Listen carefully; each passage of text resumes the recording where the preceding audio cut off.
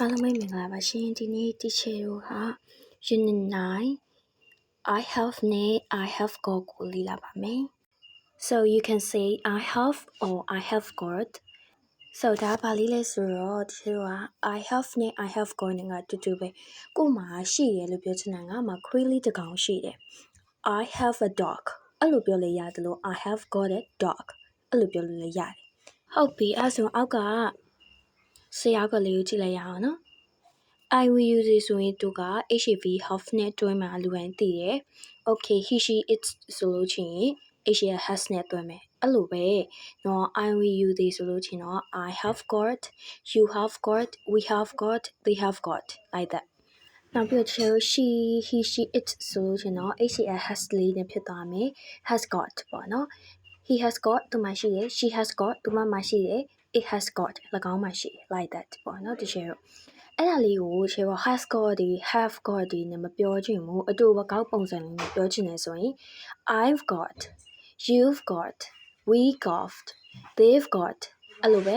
he's got she's got it's got အဲ့လိုမျိုးအတူကောက်ပုံစံ short form လေးနဲ့လည်းပြောလို့ရပါတယ် Okay so look at the picture so သူမဘာဖြစ်နေလဲ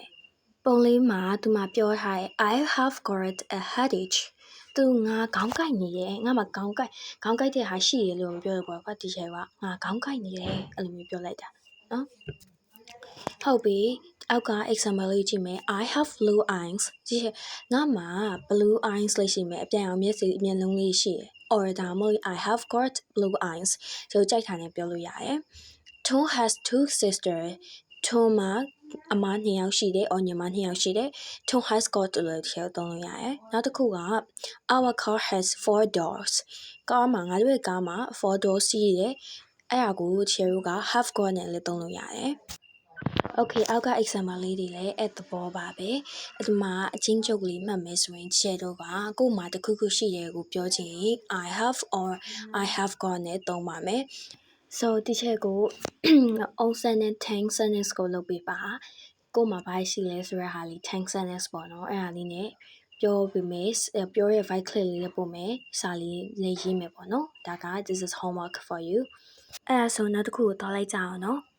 don't have or haven't got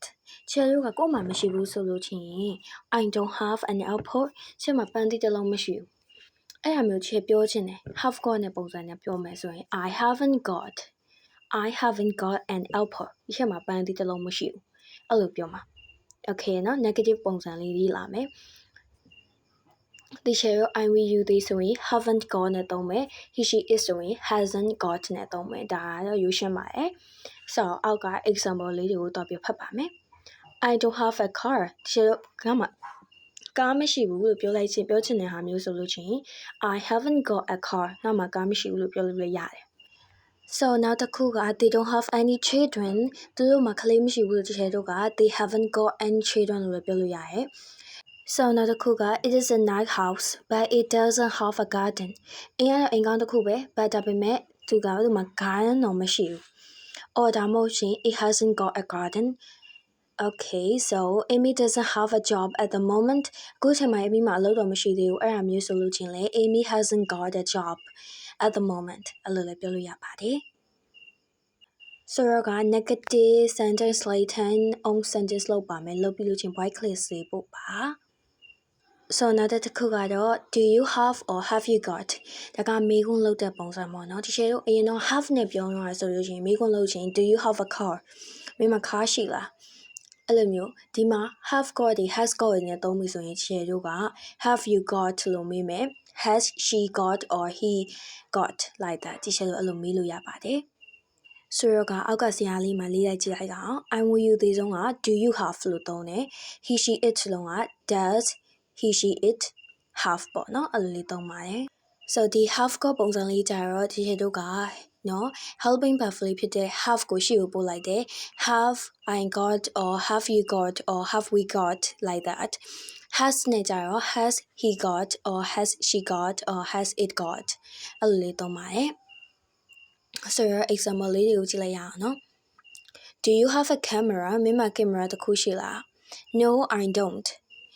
နော် Do you have a camera တော့ No I don't လို့ဖြေတယ် အခု have you got a camera မမ camera သုံးရှိလဲဆိုရင် no I haven't အဲ့လိုဖြစ်မယ်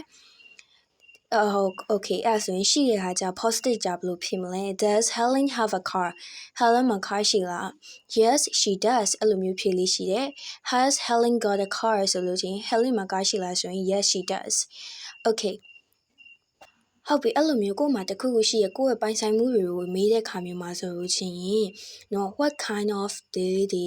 how many တို့အဲ့လိုစကားလုံးလေးတွေနဲ့သုံးပြီးတော့လေးမေးလို့ရှိပါတယ် what kind of ဆိုတာအမျိုးအစားကိုယ်မှာကားရှိလားလို့မေးချင်ဘူးဘယ်လိုကားမျိုးစားကိုယ်ကသိချင်တာလဲအဲ့လိုဟာမျိုးဆိုင် what kind of car do you have မင်းမှာဘယ်လိုကားမျိုးရှိတာလဲအဲ့ဆိုချင်း I have ပါလေကိုယ့်ရဲ့ကားရဲ့နာမည်လေးပြောပေါ့နော်အဲ့လိုပဲ how many ဆိုလို့ချင်းလဲဘယ်လောက်များကိုကခလေးဘယ်နှယောက်ရှိရလဲသိချင်တာရှိတာကိုသိချင်တာ so how many children do you have မင်းမခလေးဘယ်နှယောက်ရှိလဲအဲ့လိုမျိုးမျိုးဆိုရင်တော့ I have ဘယ်နှယောက်ရှိတယ်ပေါ့ I have 2 or 3 like that ဆိုတော့ဒီမေးရလေးကိုလည်းလုပ်တတ်မယ်လို့ထင်ပါတယ်အဲကြောင့်မလို့ what kind of ဒီ how many တွေကိုသုံးပြီးတော့ question tense လုပ်ပါမယ်လုပ်ပြီးတော့ကိုဟာကိုဖြေလာပဲဖြေလေးဖြေရမယ်အဲ့ဒါလေးတွေကို voice clip လေးပို့ပေးထားပါနောက်ပြီးတော့ unit 8က exercise လေးကိုလည်းလုပ်ပြီးတော့စာအင်စာလေးထပ်ပေးပါဒီနေ့ကဒီလောက်ပါပဲ